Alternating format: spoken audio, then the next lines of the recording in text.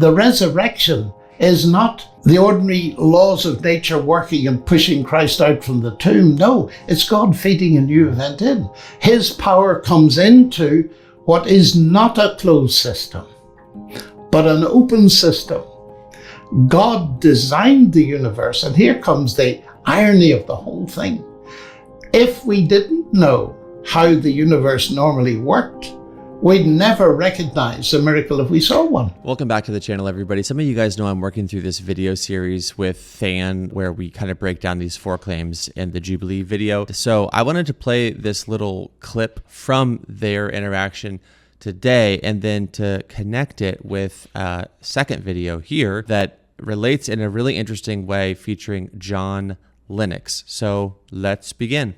We have the historical reportage model, right? But you keep saying we have this model. That's fine. Let me give you some evidence for the historical reportage model. Sure. If this model is true, one of the things I would expect to see would be things like undesigned coincidences within the Gospels. Yeah. Tiny little interlocking details. For the sake of time, I understand what you're saying. So I think that a lot in the Gospels is historically reliable, and a lot is not. Things like undesigned coincidences are really So are you taking a pericope by pericope approach to this, or what methodology? I'm taking a story by story. I don't think that the graves... I don't think that's a good methodology. I don't think that the graves of Jerusalem were opened. Okay, so basically this point is relevant because he kind of gets Alex to admit his methodology for determining what parts of the Gospels he thinks are actually history and which parts aren't. And his methodology is that he takes it story by story. Now, we didn't get any more information beyond that, but I think it's pretty clear that what he means is if there's a story that doesn't go along with what is normative in reality, then it's probably not true, right? So he's talking about the resurrection, for example, here. Now, I want to go here to John Lennox because I think that this is one of those moments where you actually get an articulation of something that is operating at a philosophical level, at a worldview level, not at a history level. But in case you're confused, let me just let John Lennox kind of connect these dots, because this really is extremely important for understanding how different people can look at the same historical evidence as it relates to the resurrection of Jesus, which is literally the core of Christianity, and arrive at different conclusions. There's a philosophical assumption that's undergirding this historic conversation. Okay, here we go. This really goes right back to the issue, doesn't it? That science... It's a very glib thing to say that science disproves God. I know. When someone of your standing, don't be embarrassed, says, yes, I believe the resurrection actually happened. And I want to stand by it in the sense that many people in my position use the argument that they used. I can't believe that. And when you say, why can't you? Well, David Hume, centuries ago, he showed that miracles violate the laws of nature. And therefore, end of story. You can't come to me with a resurrection story. And I say to them, just a minute. You're confusing categories, which actually Hume confused very badly. And I have that from the greatest interpreter of Hume, the philosopher in Reading, who wrote many books on Hume and was really one of the great atheists of his day, whose name I've forgotten just for the moment. It'll probably come back. But in high old age, he came to believe there was a God and wrote about it.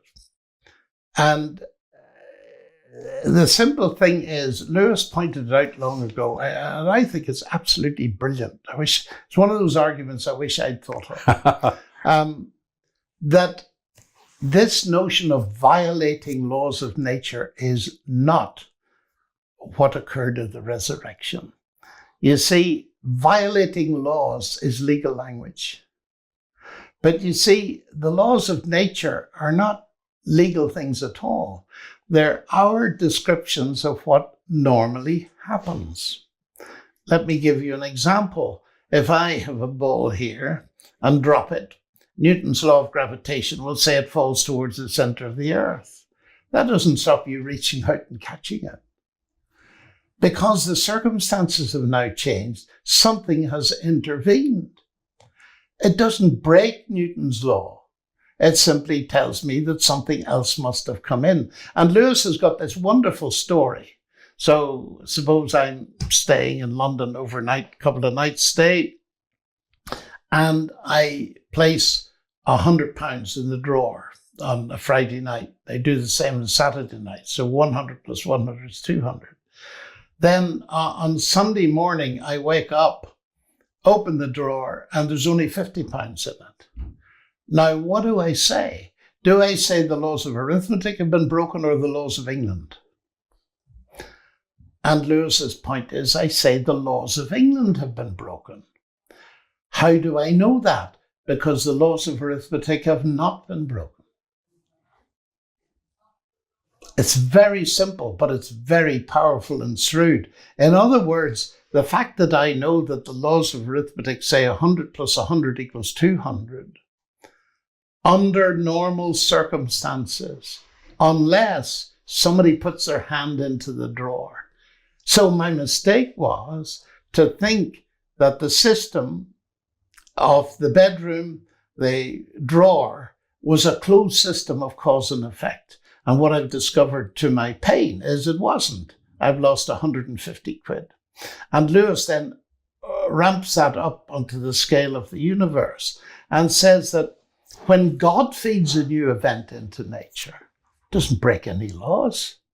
When God turns water into wine, it'll make you drunk if you drink too much of it, according to the law of nature. But it's the resurrection is not the ordinary laws of nature working and pushing Christ out from the tomb. No, it's God feeding a new event in. His power comes into what is not a closed system, but an open system. God designed the universe, and here comes the irony of the whole thing. If we didn't know how the universe normally worked, we'd never recognize a miracle if we saw one. Yeah. We need to know the laws. So a Christian like me doesn't deny the laws of nature. I rejoice in them. I used to enjoy teaching Newton's law and how you deduce the shape of the planetary orbits from it and all the rest of it. I loved it. But the point is that God, having created the universe to work that way, is perfectly at liberty to feed a new event in. And that's what he did when he, by his power, raised Jesus from the dead. We often talk about the resurrection of Jesus, but actually what Scripture says is he was raised from the dead. There's the active ingredient of God's power coming in from outside. And so I say to people, science has nothing to say against that whatsoever.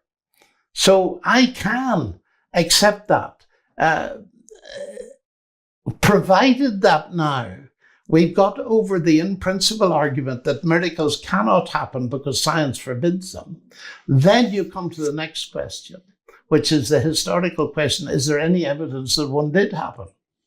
Yeah, and I want to pause it right there really quick, because that historical piece is really what Than, and going back to the clip with Jubilee, was dealing with. Let me just underscore this really quick in case anybody was kind of lost within what John Lennox was saying. Basically put, he's saying this: if God is real, then miracles are possible, because God set up the entire system of physics and chemistry and everything else as it is, and therefore God is powerful enough and basically capable to insert other things into the equations that again, he is the first source of to begin with. Alternatively, if there is no God, then I think it's fair to say that miracles aren't possible, because there's no primary thing capable of injecting anything new into sort of like the closed system of the universe. But what this exposes is that if people reject the evidence, the historical evidence for the resurrection, based on the worldview or the philosophical predetermination that there isn't a God, therefore resurrection is not possible. What you're really doing is you're looking at the historical evidence and you're saying this couldn't have happened. And you're having to, by the way, do all kinds of different gymnastics and come up with various levels of conspiracy theories that don't add up and have basically been knocked out one by one over the last 100 or so years in the scholarship. Swoon theory, hallucination theory, did the disciples steal the body, and on and on. You're having to contend with a lot of pieces of historical data in an unusual manner, and in basically a non-objective manner. You're having to apply different standards to try to get around the historical record. It's because the claim is that Jesus rose from the dead that all of a sudden worldview or philosophy, or sort of like what is your bedrock assumption about the universe comes into play. And I think that's what's so important here, kind of bringing it full circle back to the Jubilee video, is Than, I love this moment because he presses Alex and he says, what is your methodology? And again, Alex says, I take it on a story-by-story basis. The subtext of that is, if it doesn't jive with my worldview, then I throw it out. That's the subtext of that. The historical methodology is secondary to the philosophical predetermination that Alex has made that resurrections aren't happening. So any amount of evidence pointing to a resurrection is therefore one of those stories in the story-by-story scenario that needs to be thrown out. Now, this video is not going to be aimed really at giving all the evidence as to why there is a God and therefore why miracles are possible. In some sense, this entire channel is dedicated to that effort. This video is really just aiming at the fact that when people look at the historical evidence, they have some type of a methodology similar to Alex's. And not trying to pick on Alex, I actually just recently talked to Alex, and he's a super nice guy. I'm just using this as an example because I'm prepping for these other conversations with Than that are kind of dealing with the Jubilee videos. I'm using this as an example of how philosophy undergirds history and how the, again, predetermination that miracles are not possible because God isn't real is what makes the historical methodology sketchy at best. And I really appreciate the way that John Lennox broke this down and kind of, first of all, basically shows Hume's famous treatment of miracles is totally circular. And if you guys aren't familiar with that, I can do a whole other video just on Hume's treatment of miracles. But yeah, for this video, that was the point of it. Hope you guys liked it, and I will see you guys in the next one. Peace, bye. Hey, if you guys like this type of content, I think you would really enjoy the Daily Dose of Wisdom podcast. We've had guests like John Lennox, Stephen Myers, and a ton of other great guests. It's on Spotify and Apple. Also, I spent 2 years making a documentary film that is now totally free for you to watch. It's at dailydoseofwisdom.com, and it answers the question, what are the biggest obstacles to belief today? So go to dailydoseofwisdom.com, check it out. You'll also see merch there. You'll see details about our online community, the Wisdom Society, and the goal of it is so that you can pray, share, study with believers from around the world. We also have a book club where we're actually joined by people like Stephen Meyer and John Lennox. Check it out at dailydoseofwisdom.com. Okay, that's it for now. See you guys in the next one.